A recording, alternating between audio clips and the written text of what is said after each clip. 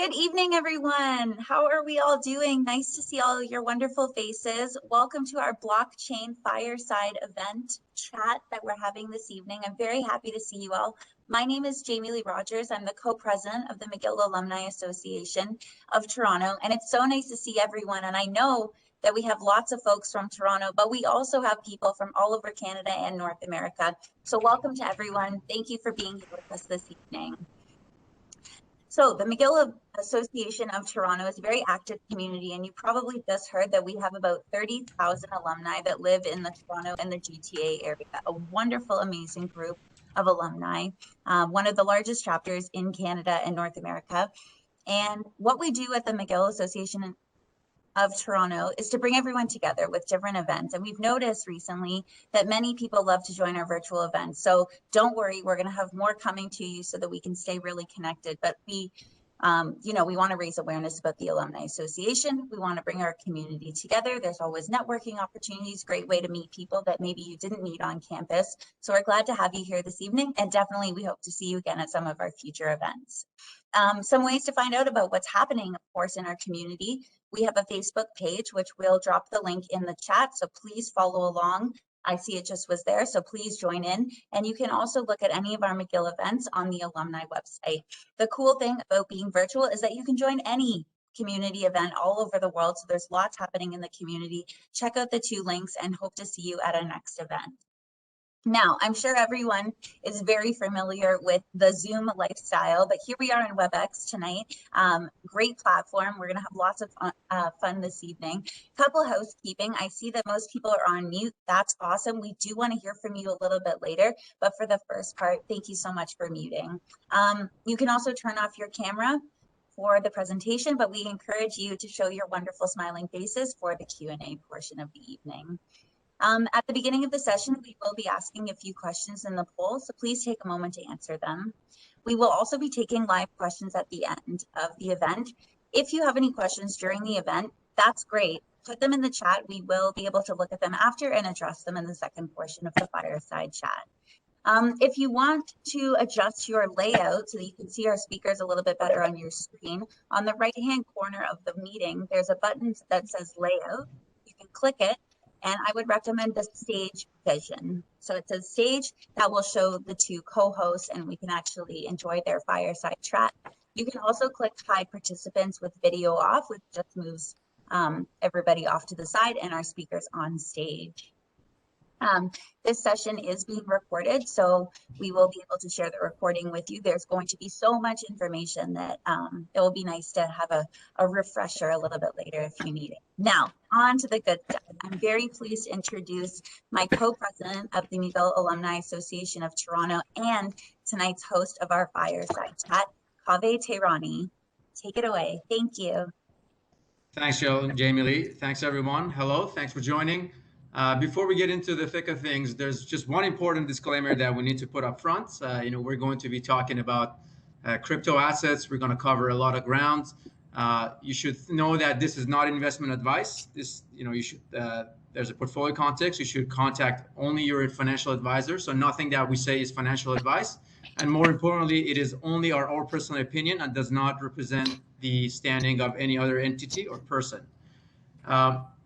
All right, with that out of the way, today we're going to talk about a topic that has been one of the most requested topics we've had over the last year, and just, it's no surprise given the amount of publicity that has been getting in the mainstream media.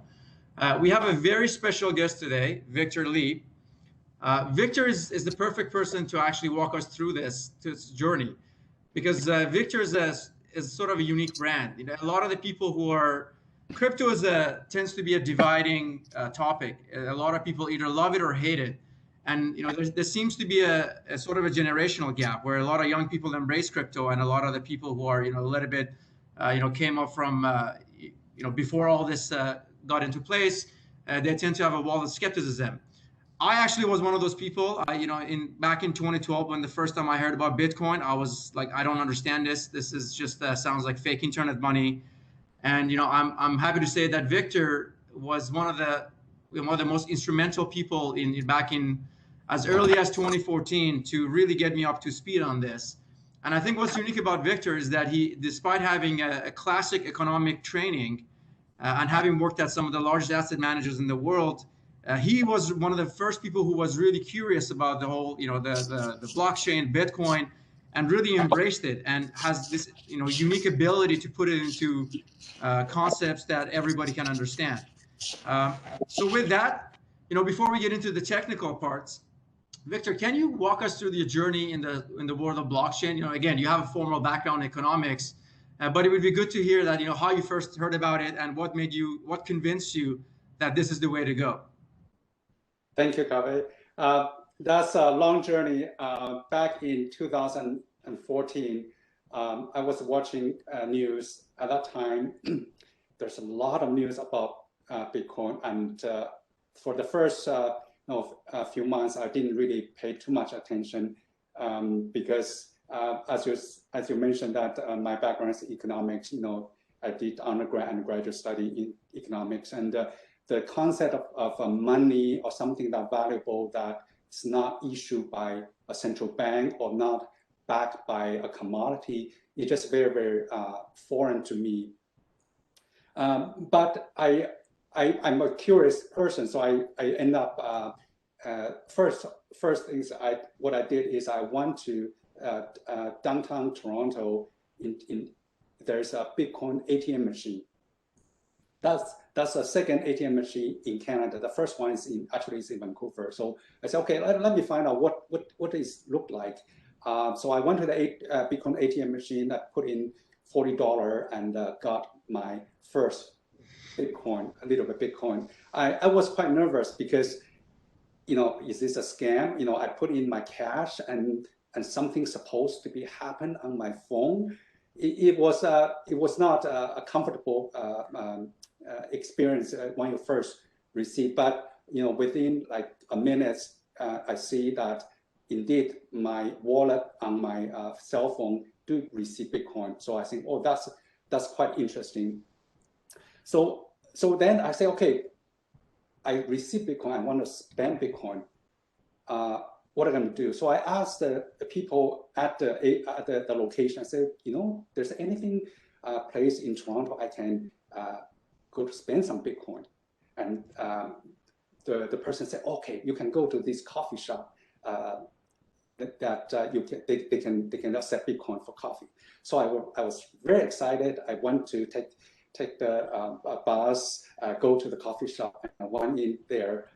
And I said, I want to buy a coffee with a Bitcoin. And the cashier there say, well, actually we don't accept Bitcoin, but there's a Bitcoin ATM machine there. You can convert back to Canadian dollar, then buy Bitcoin, then buy coffee. I said, oh no, that's not what I intend to do. So I went home. I didn't end up spending Bitcoin. So I said, okay, how can I test if the Bitcoins really work or not? So I called my brother on the phone. I say, brother, can you download this wallet? I'm going to send you Bitcoin, and he's happening in Asia. So on the phone, I sent him a small amount of Bitcoin, and within second, he said, I receive it. So at that moment, I realized there's something very, very profound has happened. So after that, I keep my interest. I took some course and keep reading, and that's how I end up falling the rabbit hole of Bitcoin rabbit hole, and I also look at other cryptocurrency. Amazing. So if I heard that you bought your first Bitcoin for $40. No, a fraction of Bitcoin. At that time, was, I think it's about $400 US. Yeah, At that time, I feel, oh, that's expensive. That's really, expensive. Exactly. Well, thanks, Victor. So as you can see, Victor's got a curious mind. Is very, very methodological. So we actually have a very short questions for you. There's 4 questions. We're just going to poll the audience just to get a good idea of what everyone is. If you should see it pop up on your screen. This is only visible to you, but we're just going to see everyone's stats at the end, polling the audience. If you could just take a minute to answer the 4 questions. The 4 questions are, do you own any cryptos, including Bitcoin?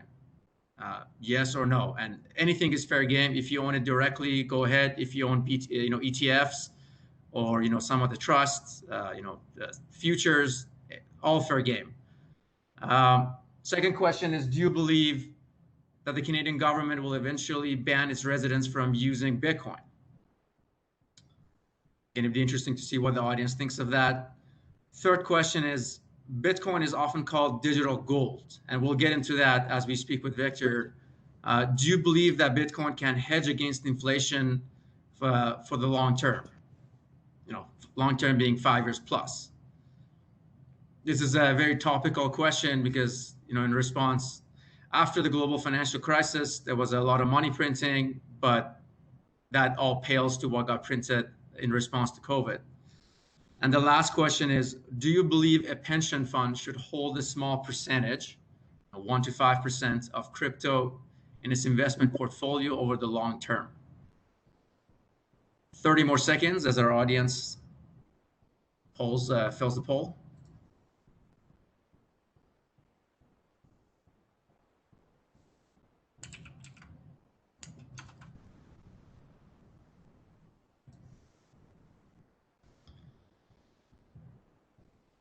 All right, last 10 seconds.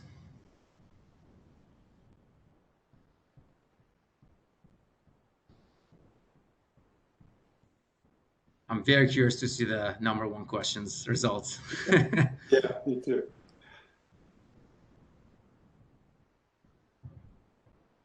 All right. Shimon, can we see the result? Perfect.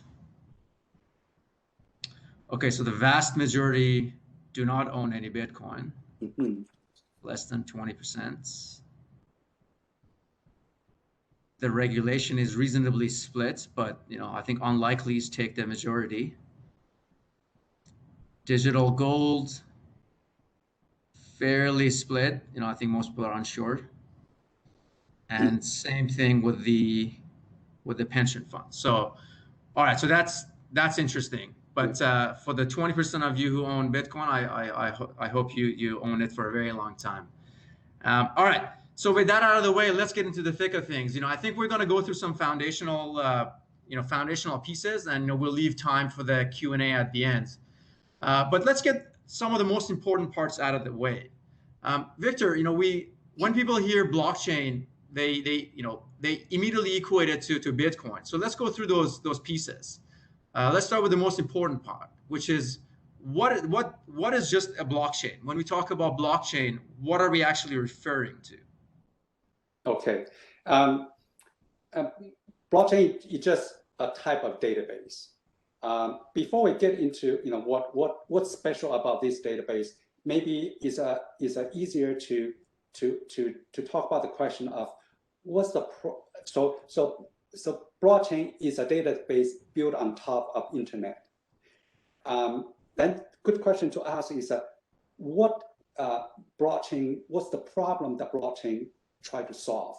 What's the problem with the internet basically? So internet is a wonderful invention, as we know, probably the best invention in our generation.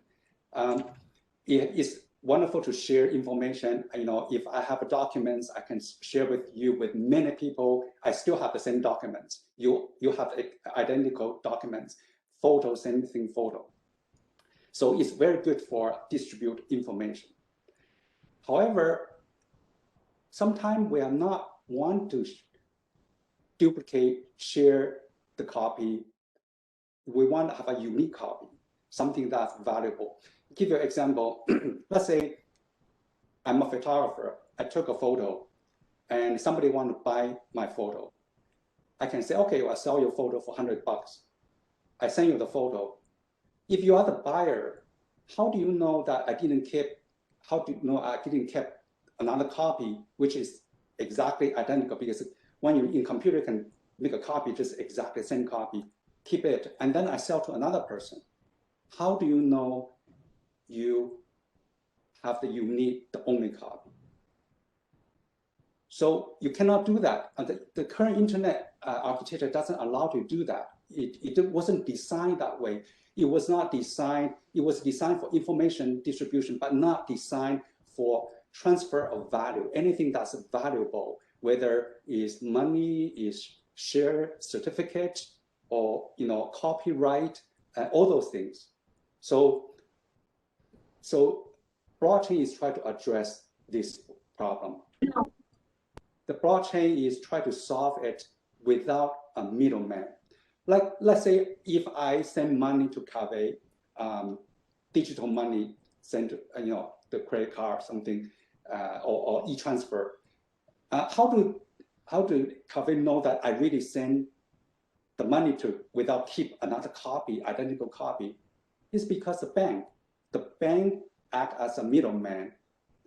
The bank will deduct the money from my bank account and credit the bank account of Cave. So to solve this duplication or double spending problem is currently using through having a middleman. Where blockchain, the invention of blockchain is trying to solve this problem without relying on the middleman. So that's basically what it is. So go back to blockchain, particularly it's Bitcoin. Bitcoin is the first blockchain. Then there's many other blockchain come after that. This blockchain was particularly designed for a financial application, for digital money, as a digital gold. And one unique thing about this database is that you can only add record to the blockchain. You cannot go back to change it. You cannot go back to delete it.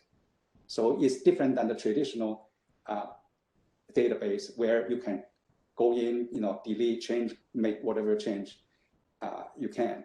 And also the copy of this blockchain, this database is stored in many people on their computer. So there's an identical copy of this database reside on many computers. And the wonderful thing is that they are all the same. They are all in sync. If it's not in sync, the network will immediately know that your copy is not the agreed copy. You make some change to your copy, you try to cheat, and people will ignore you. So that's in the more non-technical term, what blockchain and database that Bitcoin is. Yeah, that's very important. I think you were one of the first people to put that in those terms for me, because I think given that Bitcoin, it also invented blockchain, the two go hand in hand. So a lot of people think blockchain is some sort of payment mechanism, which it isn't. Blockchain, as Victor said, solves the problem of duplication over the internet. And duplication, duplicating an image or a song is not, if you don't have the rights to it, is not right. But duplicating money is catastrophic, because how do you know that if you can send the same $100 to everyone? So now that we got out of the way, blockchain solves the problem of duplication in the original design of the internet. Let's talk about Bitcoin. So in that case, so you said Bitcoin is the first blockchain, but can you get a little bit more into what is then Bitcoin? How does what's the purpose that it serves?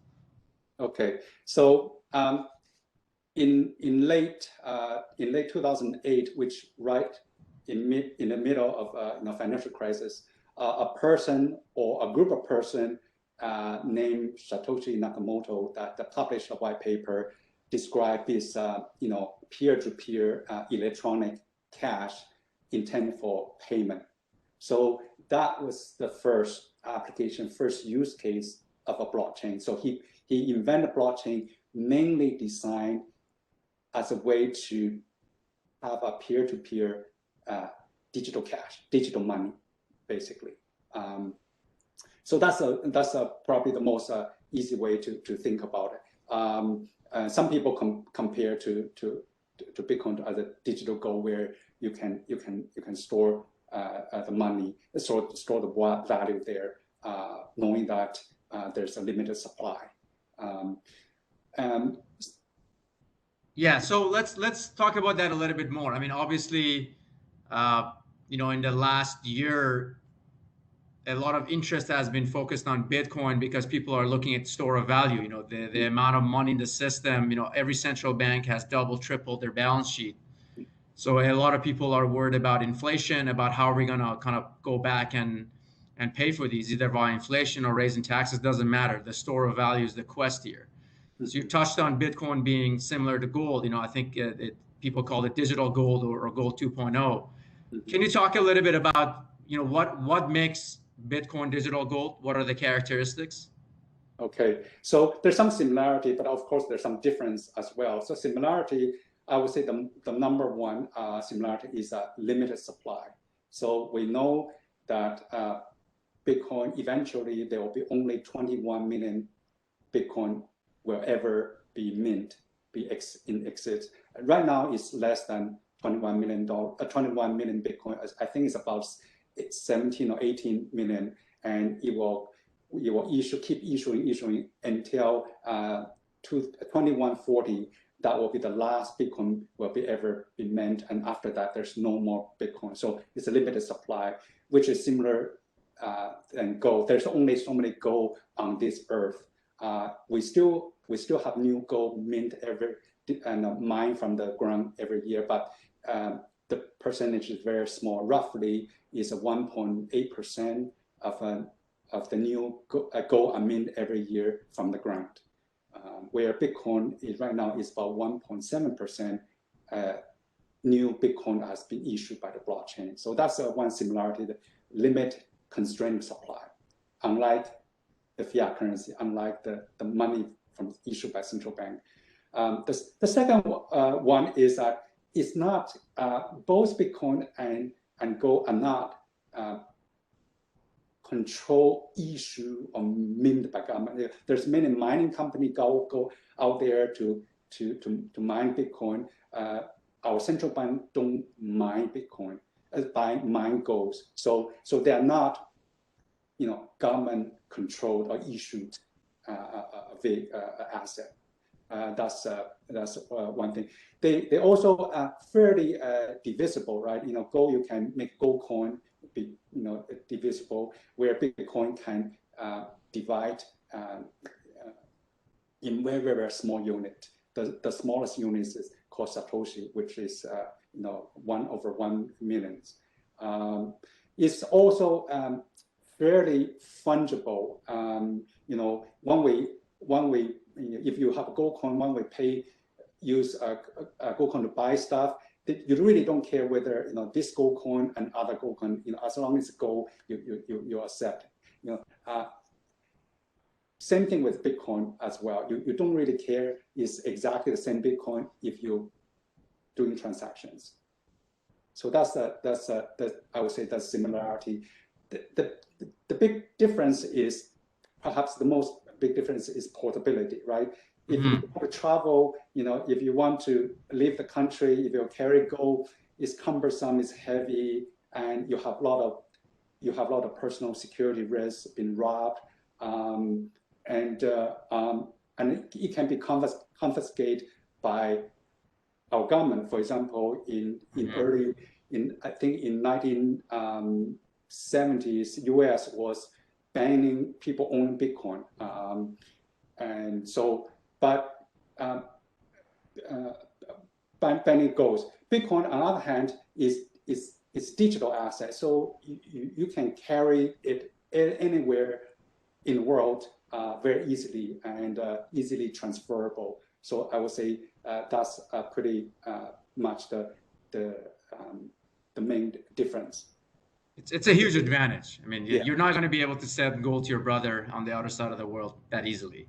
Yes. One more key difference is that you can't do programming for the goal, but you can program Bitcoin to say that Bitcoin, you only send this to somebody else if certain condition has been met. You can actually program.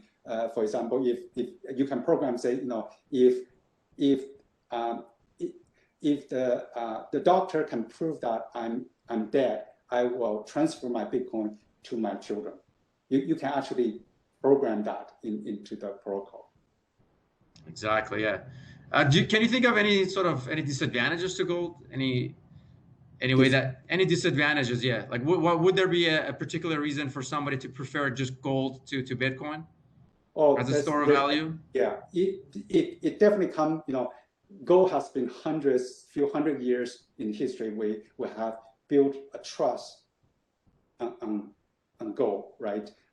So you have this long history of trust, where Bitcoin is only first Bitcoin was launched is in January 2009. So we only have a little bit over 10-year history. So there's still a lot of people may not trust this new technology.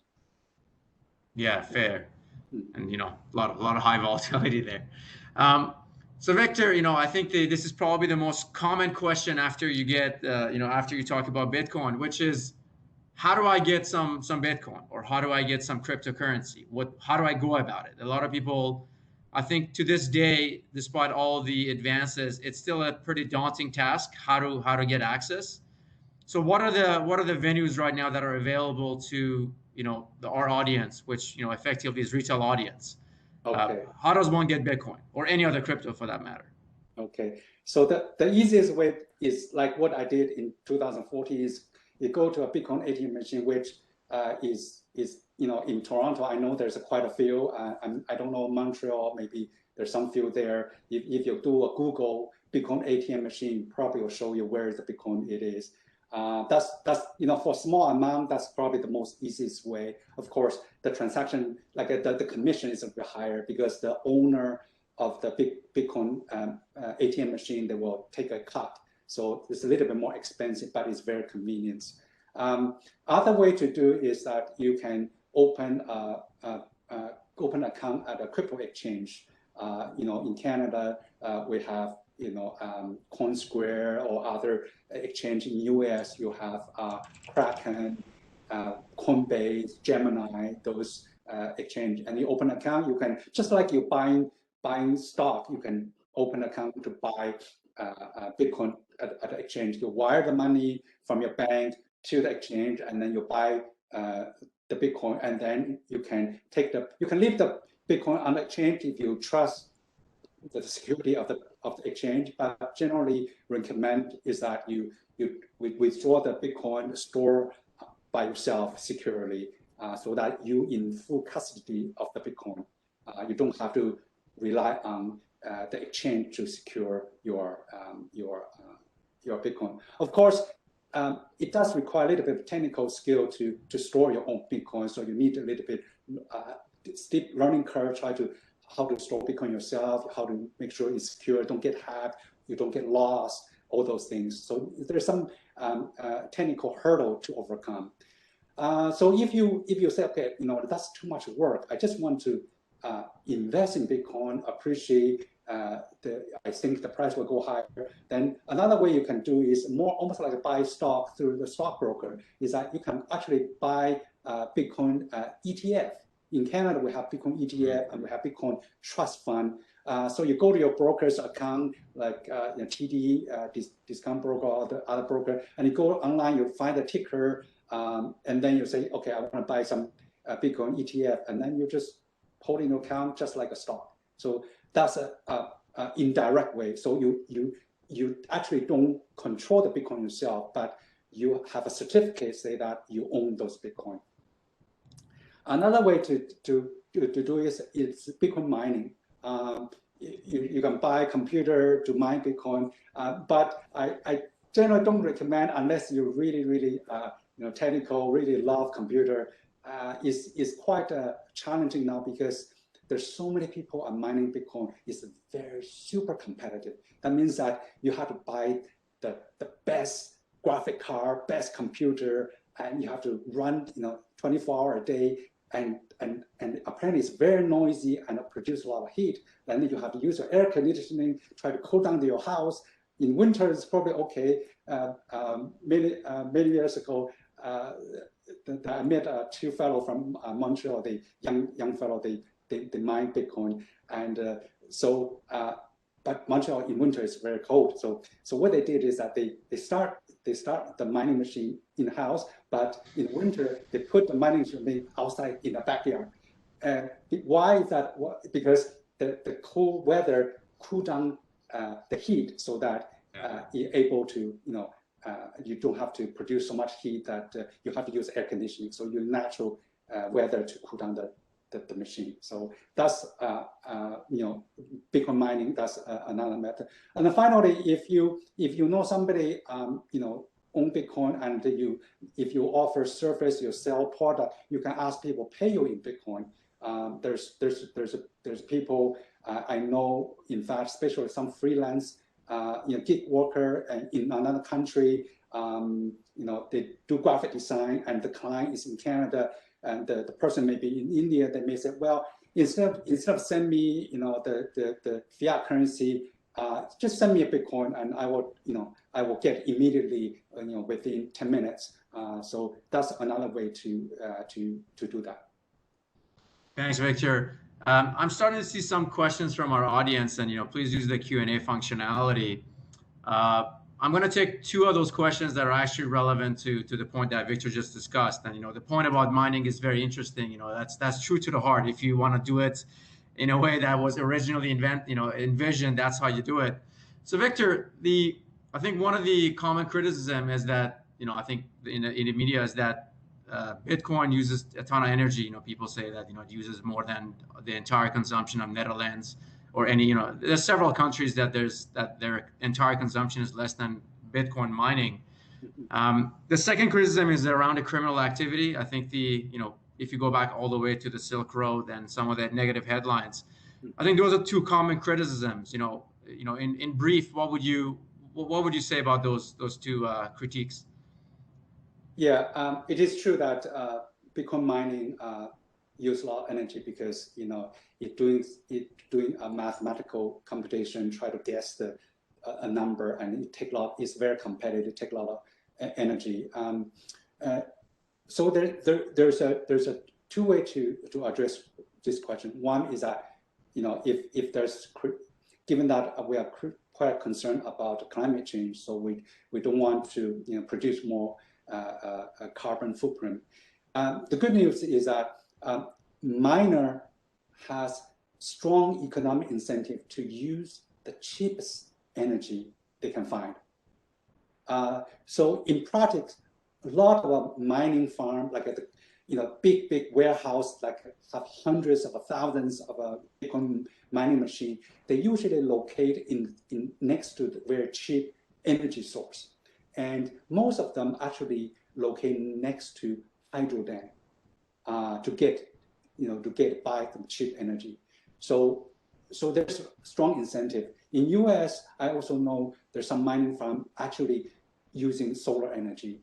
They have a battery to store energy so they can keep running in the nighttime, but daytime they just take the solar energy. There's a few studies try to find out how much Bitcoin miner using renewable energy.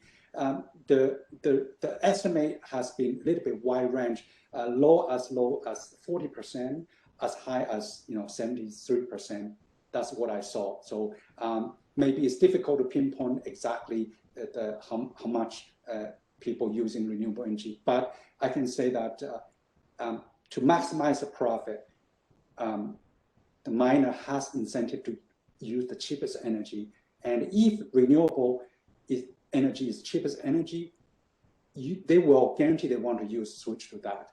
And as we know, solar has become so competitive. It's actually cheaper than than energy from coal. So I think in that way that we know that some Bitcoin miners still like in China still using get the electricity from the coal generator, but there's many are using from renewable resource energy as well. So that's one. The second one is this a waste of energy?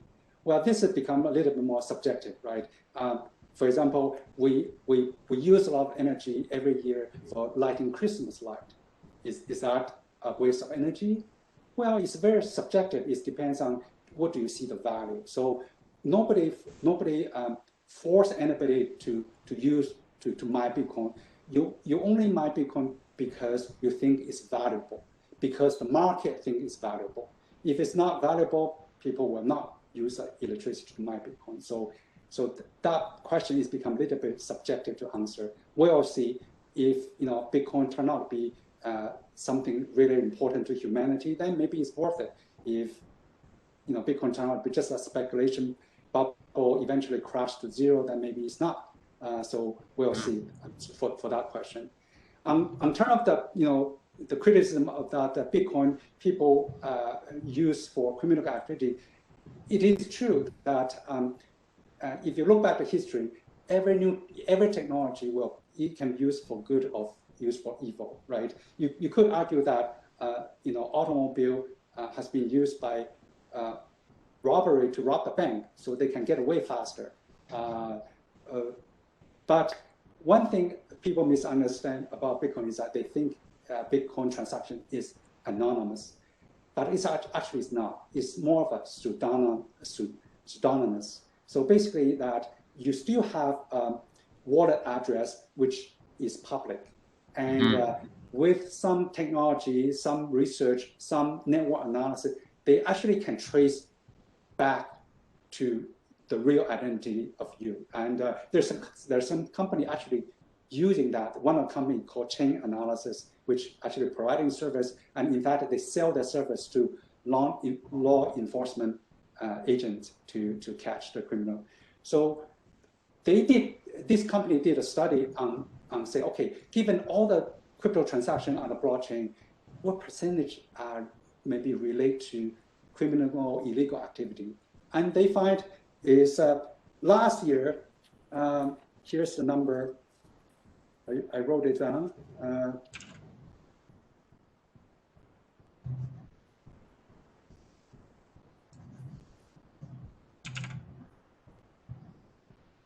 So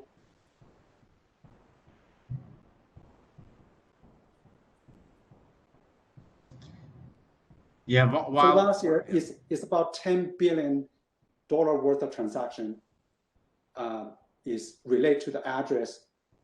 There's some questionable address, maybe some illegal, criminal controlled address, but that's only about 1% of all the crypto transaction.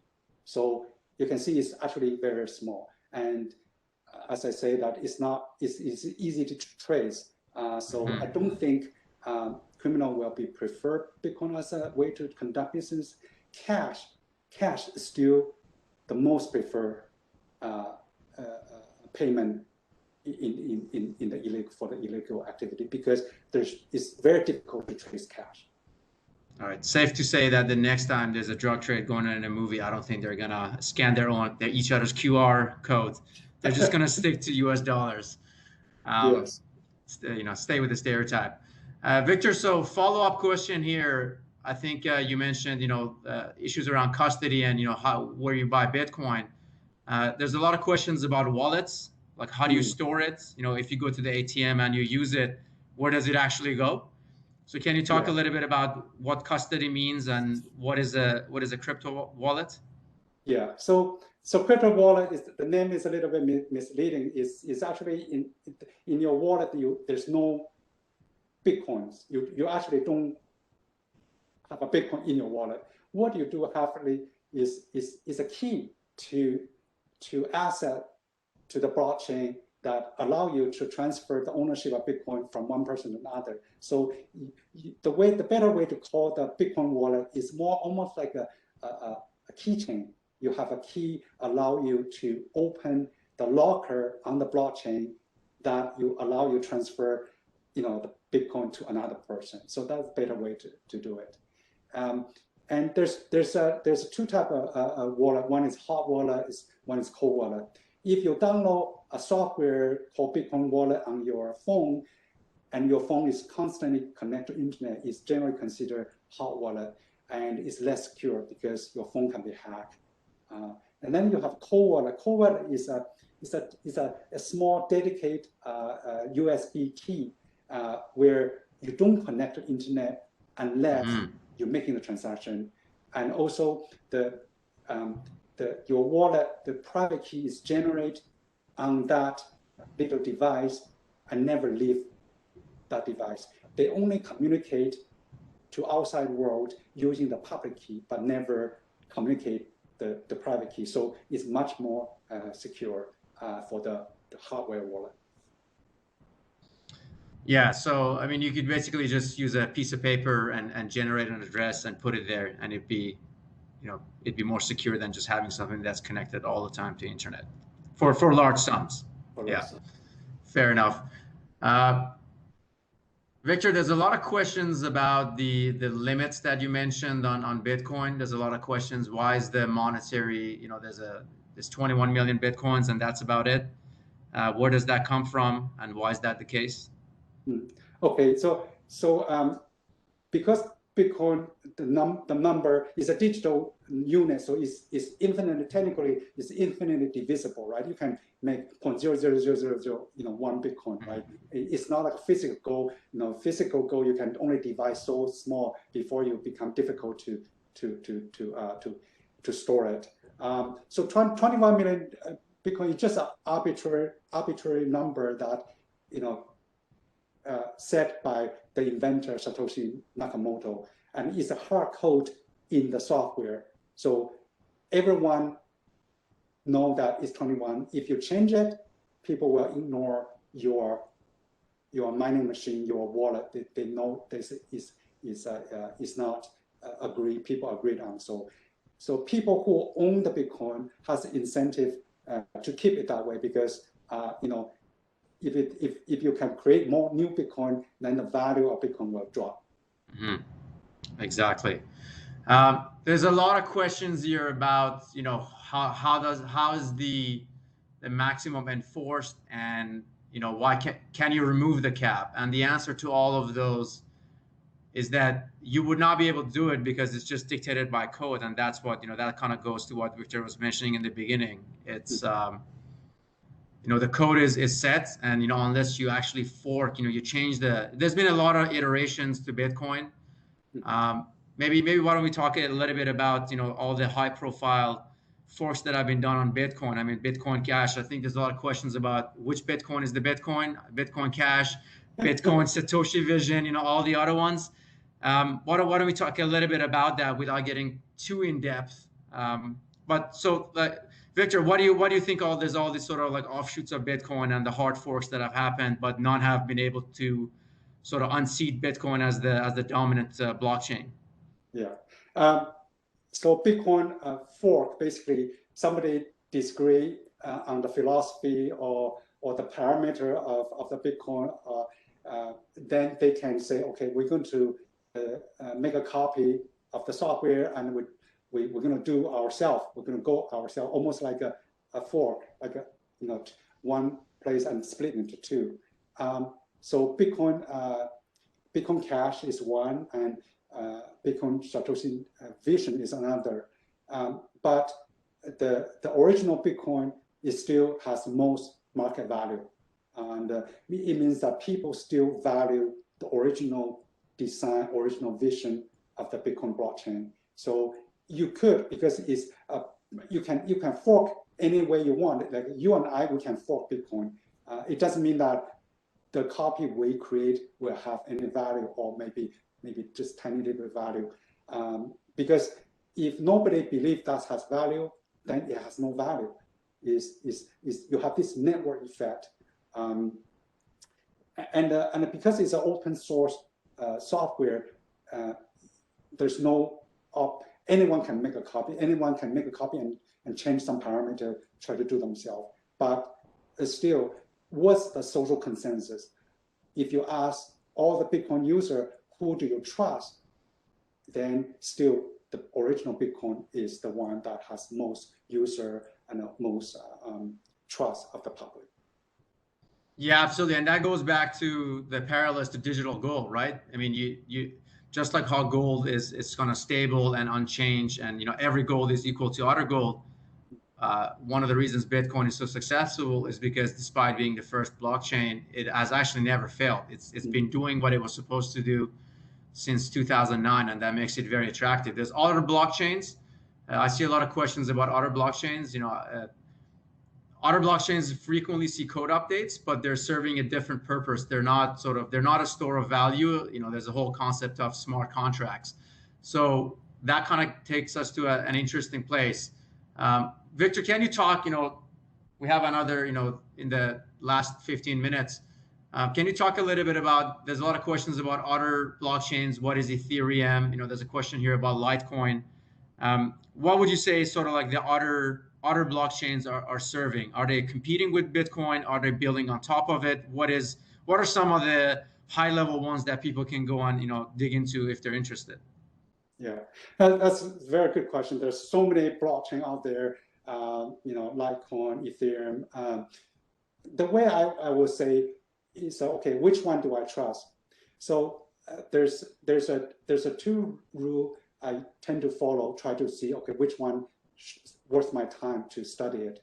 One is how many developers are working on that blockchain. Because it's open source software, the more developer willing to work on it, the more likely that blockchain is going to be successful, able to grow.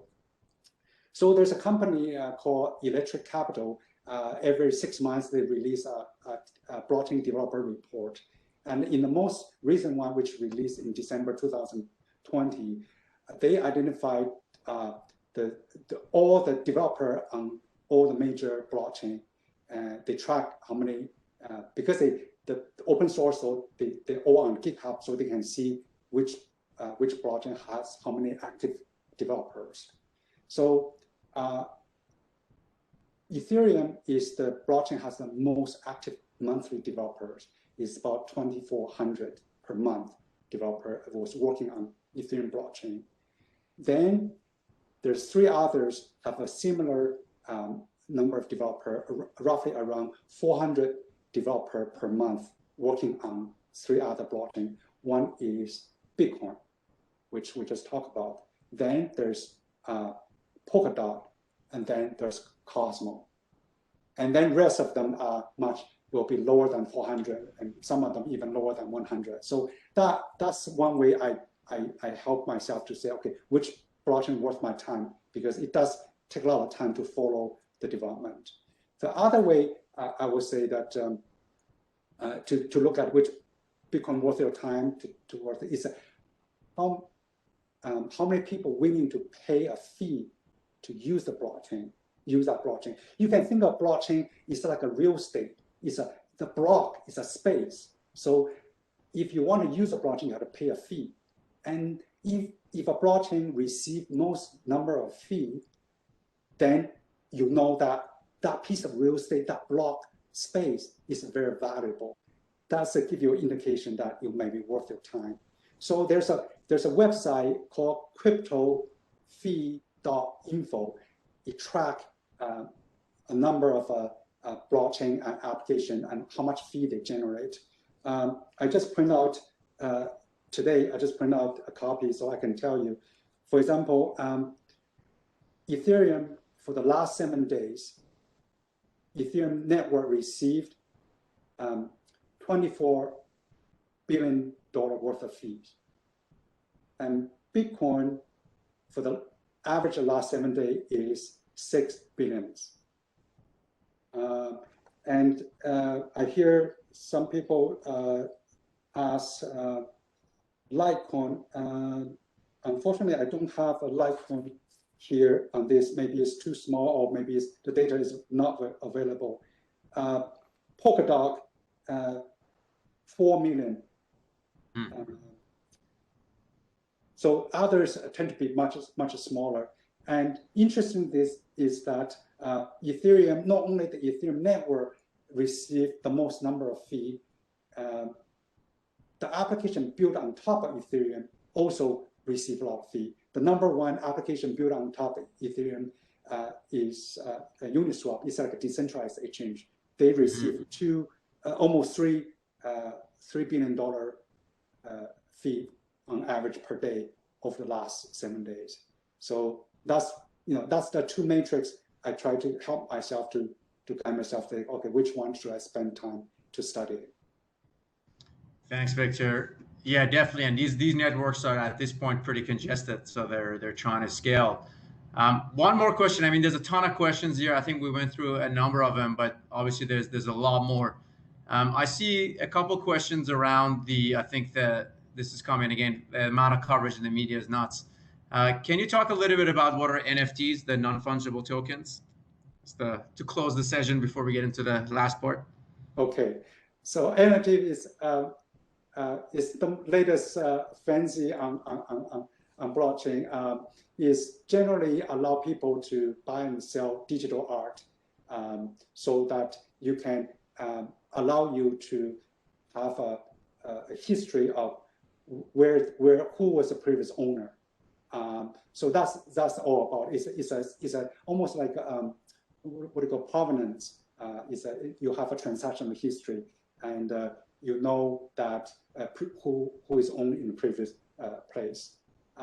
So that's one way to think about it is to give you a digital ownership of a piece of. Yeah, I mean, that's been the craze. While we kind of take this to the close, Siobhan, could you please put the last question? We have one last question for you now that we've talked for the hour. The question is, Bitcoin's current price is about $60,000 USD. What would be the price of Bitcoin by the end of this year? And it's, we're just trying to gauge the audience.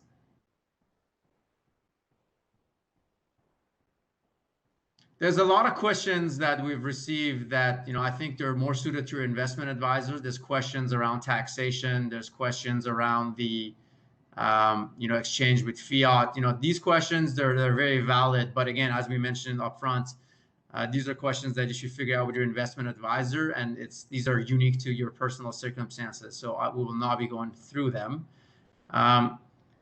Victor, one question here that I think it's seeing is making a last comeback.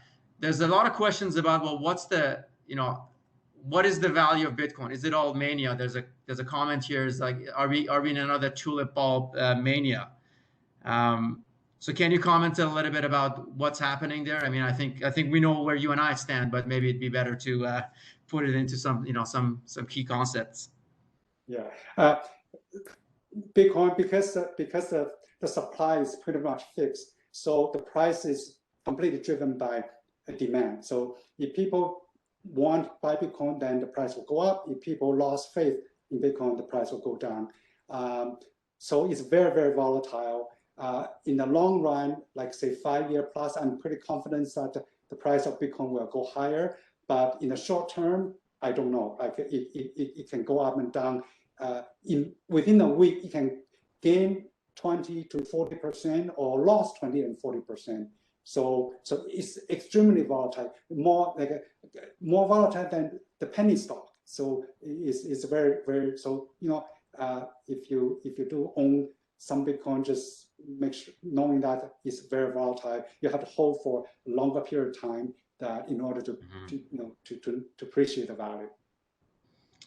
Yeah, and there's an intrinsic value there. So all right, so let's see the results of the poll. So it's actually surprisingly split. So the most common we have is in the range of 60 to 80, but that's barely there.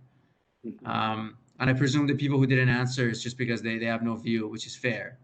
So this is very split, and I think this is actually a good sign. You never want to have consensus around something, because then that just means that the market is super one-sided. Yeah. Just like any market, you want to have people on both sides. All right, Victor. Well, thank you so much for your time. This was informative as always. Before we close this, Victor, we obviously talked, but we barely even scratched the surface. I have a kind of a wall of questions that we didn't get to. Can you talk a little bit about, if people are interested, where they can follow your work, how to get a little bit deeper into this? Okay, so I'm on Twitter a lot, so you can follow me on Twitter, cryptoecon-lee. I also run the DeFi Toronto meetup, and we meet once a month. If you interested to learn about decentralized finance, which is one of the promising applications of blockchain, then come to join us. We usually have 2 to 3 speakers from Canada, from other countries, and talk about the decentralized finance project. And I also teach a course at York University in Toronto. And if you have a family member interested in become a blockchain developer, you can also take a course or take the program at York University. Amazing. Thanks, Victor. I put those links in the chat. If you don't see it, please email us at the toronto.alumni@mail.mcgill.ca, but hopefully everyone can see it. Victor, thank you so much. I think it's always a treat to get to this, and I think it's always refreshing. If there's follow-up questions, you can email us, but I highly recommend that you follow Victor on Twitter, cryptoecon_Lee. And thanks everyone for joining. Thanks again, Victor. Thank you, Kavi. Thank you everyone for being here. I enjoy the rest of your day. Bye. Thank you. Take care.